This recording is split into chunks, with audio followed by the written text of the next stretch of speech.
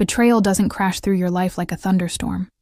It seeps in slow, silent, like smoke curling under a locked door.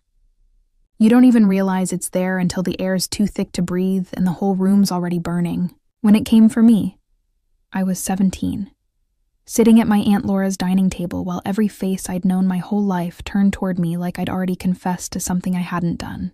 That night changed everything. It burned my name out of my own family. But 17 years later, when Aunt Laura tried to take away the only home I'd ever built, I finally showed her, and the whole town, who the real thief had been all along. My name is Angela, and this is how I was accused of stealing at 17, abandoned by everyone I loved, and how nearly 2 decades later, I used the truth I'd hidden all that time to bring my aunt's crooked empire to its knees. Stick with me till the end, and I'll tell you honestly, whether I went too far. Aunt Laura's dining room smelled like overcooked roast and that sharp, choking perfume she wore, the kind that clung to your clothes for days. The ceiling fan rocked back and forth, making the yellow light sway over the long polished oak table. Every surface gleamed. Every picture frame on the wall told a story of smiling cousins, graduation gowns, silver-trimmed weddings, proof that our family made people worth admiring. And there I was, 17, sitting at the far end of the table, trying to disappear into the wallpaper. Laura tapped her wineglass with one long manicured nail. The ring of crystal sliced through the chatter like a warning bell. She leaned back, her lipstick bleeding at the corners of her smile. "Money's gone from my purse," she said, voice casual, too casual, as if she'd just commented on the weather. She didn't look at Cousin Sharon. She didn't look at my brother Gary, just me. Forks froze in midair. Conversation died. All eyes turned toward me, bright and sharp like searchlights. My chest tightened. "I didn't take anything," I said. My voice didn't shake, not yet. I thought the truth would protect me. Then my mother's hand closed around my arm, her nails pressing through my sleeve. I could smell the wine on her breath as she leaned close and whispered, "Tell me the truth." Angela. That was the moment something in me cracked, not because she doubted me, but because when I looked at her, I saw relief. My guilt made her life simpler, easier to understand. Gary sat 2 seats away, frozen, eyes wide, fork still hanging in the air. He looked scared, but he said nothing. Later that night in his room, I found it. A torn bank envelope wedged behind his baseball cards. His name written in blue ink, $200 withdrawn 3 days earlier. He stared at me, face pale under the lamp. His voice trembled. "Don't," he whispered. "Please don't tell." And I didn't. Because I thought that's what sisters were supposed to do. Carry the weight, even when it breaks your back. I folded the envelope carefully and hid it in my backpack, between the pages of my only book. Some part of me must have known. Someday, the truth would matter. Before dawn, I left home. Backpack half unzipped, $86 in my pocket, betrayal burning on my tongue. I didn't have a plan, just a bus ticket and a heart full of smoke. The station smelled like wet coats and burnt coffee. When I stepped off in Riverside at 4 a.m., the streets were empty, and the fog clung low to the ground. The only light came from a small bakery on the corner, Benjamin's Bread and Coffee. The bell above the door jingled softly as I stepped inside. Warmth hit me like a wave. Cinnamon, yeast, butter, and safety. A man with flour on his arms looked up from the counter. "You lost or hungry?" he asked. "Both," I managed. His wife slid a steaming roll across the counter. "Eat," she said. "Then mop. We open in 2 hours. That was my job interview. That was the start of everything. Benjamin and Deborah Carter never asked questions. They didn't care about my soaked shoes or my shaking hands. They gave me work, then later a key to the small room upstairs. A narrow bed, a window that jammed, a heater that rattled, rent taken straight from my paycheck. No pity, no judgment. For the first time, silence meant safety. Deborah taught me how to refill jam jars without spilling a drop. Benjamin showed me how to knead dough until it listened to me. "You don't fight it," he'd say. "Treat it rough. It dies." The days fell into rhythm. Scrub, sweep, slice, breathe. My muscles ached. but it was the kind of ache that meant you belonged somewhere. Every week, I wrote home. Short letters. I'm fine, don't worry. Sometimes I slipped a few bills inside for Gary. No name, no return address. Just a ghost sister haunting the mailbox. For a while, that was enough. But betrayal doesn't leave quietly.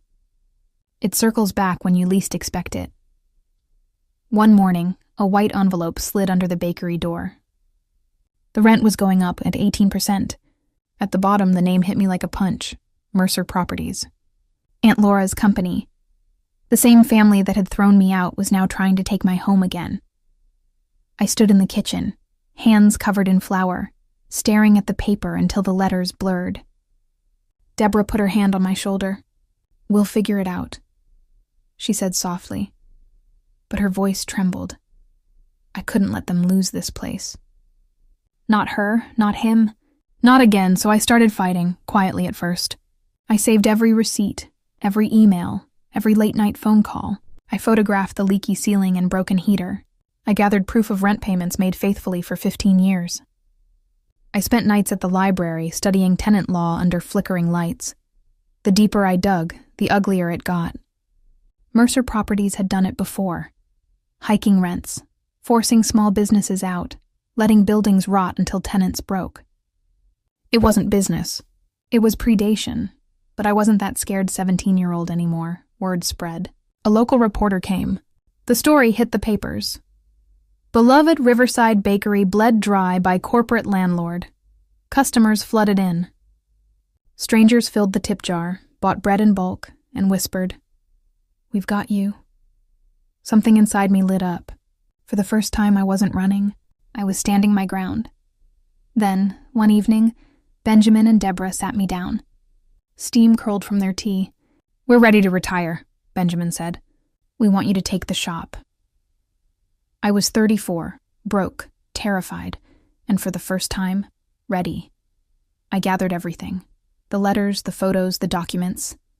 I wasn't just defending a bakery, I was exposing an empire. The city council meeting was packed. Reporters, small business owners, neighbors, all watching. In the front row sat Aunt Laura Mercer, flawless as ever, tapping her nails, bored. She didn't recognize me. When it was my turn, I walked to the podium, folder in hand. My voice shook, but my words didn't. "Members of the council," I began. "I'm here to contest the rent increase imposed by Mercer Properties on Benjamin's bread and coffee." I opened the folder and laid out every proof I had. Every email, every lie, every ignored repair. "This business has operated in Riverside for 32 years, I said. 15 of those under the same lease. They've paid on time, kept the building standing when Mercer Properties wouldn't lift a finger. And now, they're being punished for surviving." The room fell silent. Even Laura stopped tapping her nails. And for the first time since I was 17, I didn't feel like the accused. I felt like the one holding the match. I projected documents, rent receipts, ignored maintenance requests, photos of leaking roofs, cracked windows, dead furnaces. Mercer Properties has a pattern. Over 5 years, they've forced out 12 small businesses through unjustified increases. Everyone is replaced by corporate chains. Murmurs rippled. Laura shifted uncomfortably. "But there's something else you should know about this landlord." I clicked to the next slide. A photo appeared. Laura's dining room. That yellow light, that polished oak table. Laura's face went pale. 17 years ago, Laura Mercer accused me of stealing $200 at a family dinner. I was 17. Her nephew, my brother Gary, actually took it, but she chose to believe I was guilty. The room went silent. "I have proof." I held up the bank envelope. "Gary's name is still visible, preserved for 17 years. I kept this, not for revenge, because I knew the truth mattered." I looked directly at Laura. Her composed face was cracking. She exiled me that night, told everyone I was a thief. I ended up here at Benjamin's Bakery at 4:00 a.m. with $86 and nowhere else to go. Benjamin and Deborah saved my life. My voice broke. I pushed through. And now Laura Mercer is trying to destroy the only home I've known. This isn't about rent. This is about a pattern of cruelty. This is about accountability. I placed the final document, a legal brief prepared with pro bono help. I'm not just asking you to deny this increase. I'm asking you to investigate Mercer Properties for predatory practices. I have documentation of 12 cases, signed statements, evidence of systematic exploitation. I stepped back. Laura called me a thief at 17, but she's been stealing livelihoods, community spaces, futures, and I'm not letting her steal anything else. The council deliberated 20 minutes. When their turn, the decision was unanimous. Rent increase denied. Investigation into Mercer Properties opened. Immediate inspection mandated. As applause erupted, I watched Laura stand. She moved toward the exit, but her eyes found mine. She stopped. Recognition flickered. You, she whispered. Me, I said. The thief you exiled. I didn't steal from you then, Laura. But you tried to steal my future, and I'm not letting you steal anyone else's. Her mouth opened, closed. No words. She left without a sound. The local reporter approached. That was brave. Can I interview you? Yes, I said. But I want to talk about Benjamin and Deborah, too. About what a real family looks like. The article ran 3 days later. Front page. False accusations. True justice. How one woman exposed a predatory landlord. It included Gary's envelope photo, quotes from other targeted business owners, a timeline of Laura's exploitation. Within a week, the state attorney general announced a formal investigation.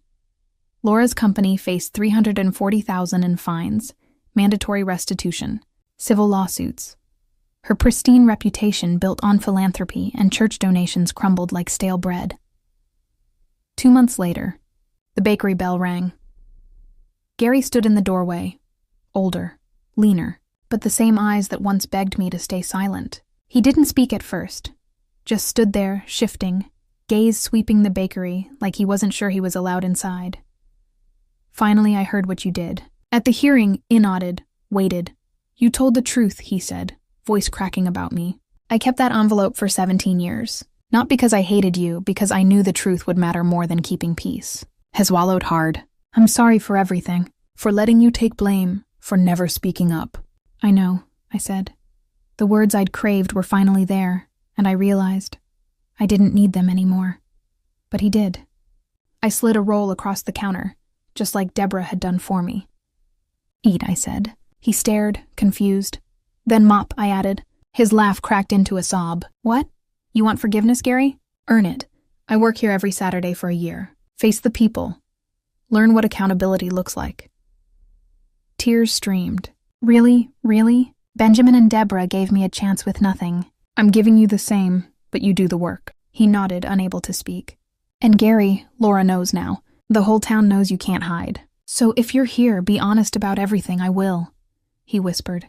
I promise. He showed up that Saturday at 5 a.m., flour-dusted apron. Shaking hands, Deborah handed him a mop without a word. He worked every Saturday for a year.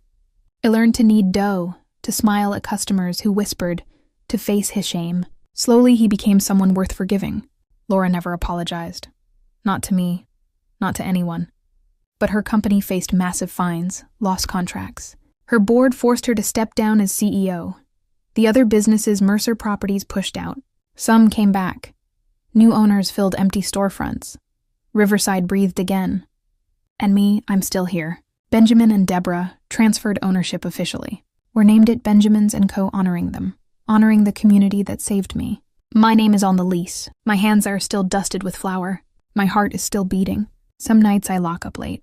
The street is empty. Bread smell thick in the air. I lean against the counter, listening to the hum of freezers. Thinking about that 17-year-old girl who left Laura's house with $86 and a stolen envelope. She thought she was running away. You didn't know she was running toward everything that mattered. Family isn't blood. Sometimes family is the people who hand you a roll at 4:09 a.m. and say, eat then mop. That's the truth no one can take away. Living well isn't just the best revenge. Sometimes telling the truth in public is. Now here's my honest take. Angela did exactly the right thing.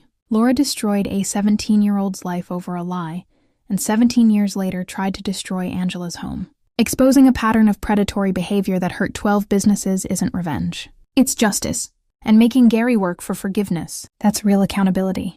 What do you think? Did she go too far exposing Laura publicly? Or did Laura get what she deserved? Should she have forgiven Gary without conditions? Drop your opinion in the comments. If this moved you, smash that like button and subscribe for more stories about people who turned betrayal into justice. Remember, Documentation is power and truth always finds light. Thanks for watching. I'll see you in the next one.